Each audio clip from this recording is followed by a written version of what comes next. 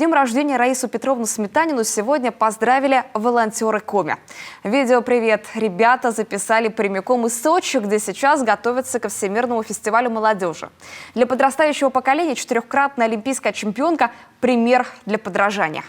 Волонтеры Республики Коми Всемирного фестиваля молодежи поздравляют нашу олимпийскую чемпионку Раису Петровну с днем рождения. 3-4.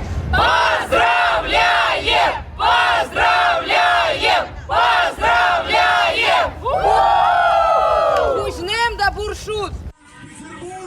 Всемирный фестиваль молодежи стартует уже завтра и продлится до 7 марта. Ожидается, что он соберет около 20 тысяч российских и иностранных молодых лидеров в сфере бизнеса, медиа, международного сотрудничества, культуры, науки, образования, волонтерства, спорта и других сфер. Для того, чтобы попасть на фестиваль, все волонтеры прошли конкурсный отбор и специальное обучение. Республика Коми! Чёлы! И пока волонтеры уже вовсю вливаются в яркую и насыщенную жизнь фестиваля, наша официальная делегация еще в пути. Накануне у них была пересадка в Москве. День ребята решили провести с пользой и отправились на выставку «Россия» на ВДНХ. Посмотреть на других и, конечно, себя показать.